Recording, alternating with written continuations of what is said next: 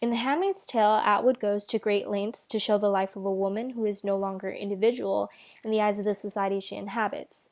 Atwood's main character, Offred, must deal with the transition from a modernistic society to an extremely conservative society that relies on either altered or fundamental religious beliefs. Under this type of extremist authority, women are oppressed and are left with little to no control of their bodies whatsoever. There should be many examples of this in the novel that instantly come to mind. Atwood offers subtle hints, such as in the name Offred, signifying that the woman is no longer a free individual, but property of somebody else. Women follow strict codes in the way they dress, act, and speak. They're kept from modern teachings and are expected to live like housewives, only stepping outside of the home when it is absolutely necessary. Things such as reading and other forms of entertainment are no longer reasonable. Free will in general is no longer reasonable if it isn't moral to the basis of beliefs in Gilead. Even then, the Bible is altered to the liking of those in control. In turn, women are limited to the certain surroundings, people, and acts granted only to them. The said desires and rights, such as being in love or the freedom to walk around in society by oneself, are indeed repressed through these extremist beliefs. Moreover, we believe that Margaret Atwood's underlying message in this novel is portrayed in many more ways, specifically through the following rhetorical devices. For our first rhetorical device, we chose parallelism. You can find the passage of the pig ball and caged animal experiment on pages 69 to 70. Atwood talks about the pig balls and how marketers said it improved the muscle tone of the pigs while preventing their curiosity. She then alludes to two other experiments, the caged rat and the pigeons. The caged rats in the Skinner-Watt experiments were given electrical shocks, and the pigeons were trained to peck a button in order to receive a grain of corn. The caged animal experiments are parallel to the control that the totalitarian rule has implemented on the women of Gilead. The women in Gilead are trained for specific purposes and are stripped from their rights like animals. The pigs are given the balls to improve muscle tone, as the handmaids are brainwashed to only be impregnated by their commanders.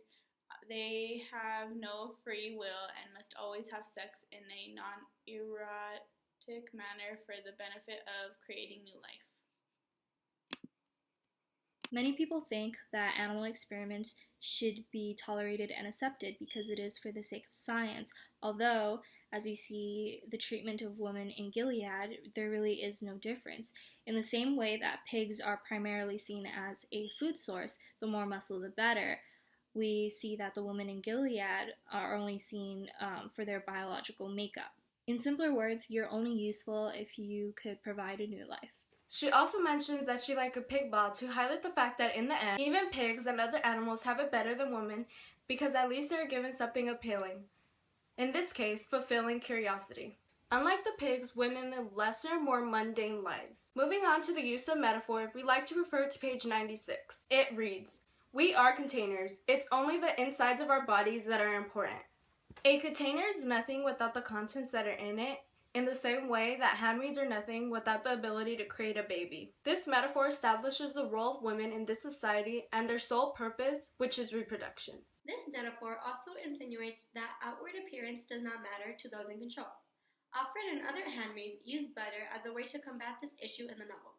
She states, "As long as we do this, butter our skin to keep it soft, we can believe that we will someday get out, that we will be touched again in love or desire." This not only describes the hope that something as meager as butter could grant the woman, but it also draws attention to the ugliness that the women have been forced into. Personal desires such as vanity are no longer seen as important, as these women are only expected to lend their bodies to sexual reproduction. Also, by comparing these handmaids to containers, it dehumanizes them as they are no longer individuals with identities, but just empty cavities waiting to be filled.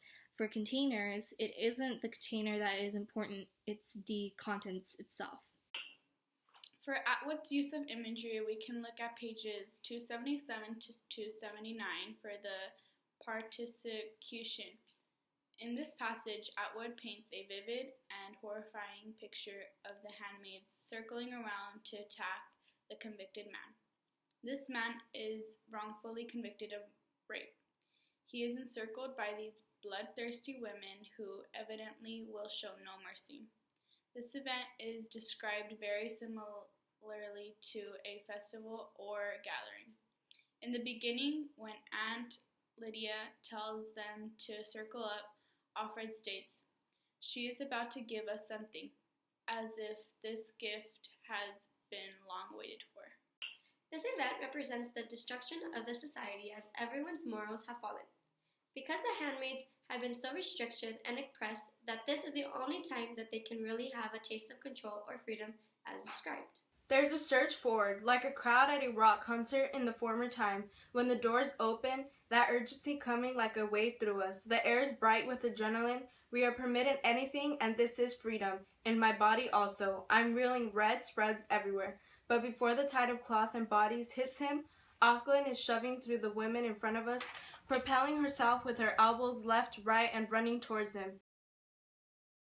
A high scream comes from somewhere, like a horse in terror. In this barbaric moment, the colors red could be seen from the blood of the man as well as the attire of the handmaids. Aside from the illustration of the woman's wrath, we also see that the eyes are only liars as they deceive the woman in regards to the false accusations of the man. The wives and the aunts as well stand back and allow all of this to happen without preventing the violence. Through this, we see that the Republic of Gilead not only has been upheld by monstrous authority, but in the process they've created a congregation of monsters underneath them. Under this totalitarian rule, the people are treated into believing that such acts are humane and should be accepted.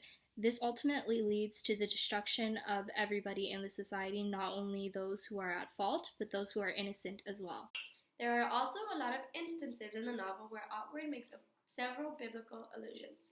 In one significant part of the novel, specifically the Praevangenza, that takes place on page 213, an allusion to the story of Noah and the arks occur. We lined up to get processed through the checkpoint, standing in our twos and twos and twos. This alludes to the story when the animals entered the boat 2 by 2. The handmaids, like animals, are herded into set places. It also may foreshadow a rainbow at the end of a story. In the story, that if there is compliance and cooperation, all is well. This illusion allows the reader to see a deeper effect of religion in this particular society, how everything within the rules and constructs of their daily lives, there is an integration of religious beliefs. Like these animals, the handmaids are expected to complete their duties, and hopefully a happy ending like the rainbow will appear. In the original story, Noah was to find a male and a female of every kind of animal and lead them to the ark. Noah devoted 120 years to build this ark and find all the animals, but according to the story, Noah obeyed God and was just doing what he was told. You can see that Atwood uses this story to highlight the lengths that many religious extremists, such as those in power of Gilead, will go to because they believe they are following the word of God. Alongside the illusion, she exaggerates the story of Noah's Ark into the strict control that Gilead has implemented on its own people. This is also ironic because, contrary to the happy ending in Noah's Ark, the extreme religious devotion and fundamentalism in Gilead caused the oppression of women and the rise of many delusional beliefs. Because unlike Noah, who only followed the word of God, those who controlled Gilead went to an even greater extent and actually put themselves in the position of God. We chose this image due to the complex meaning behind it. When we first look at the image with the naked eye, we see the red tulips, and as we begin to look beyond the red tulips, we see almost the insides of a woman, her ovaries. This is great imagery to describe how the red tulips are closely related to the woman's fertility in the story. In this book, we see the red tulips mentioned in Serena Joy's garden. The red tulips are a symbol for life and fertility, the ability to bear a child. And since Serena Joy cannot bear her own children, it is ironic that she grows and tends to these red tulips because she seeks being able to bear her own child. Therefore, the red tulips ultimately are the handmaids, as they have the ability to carry a child.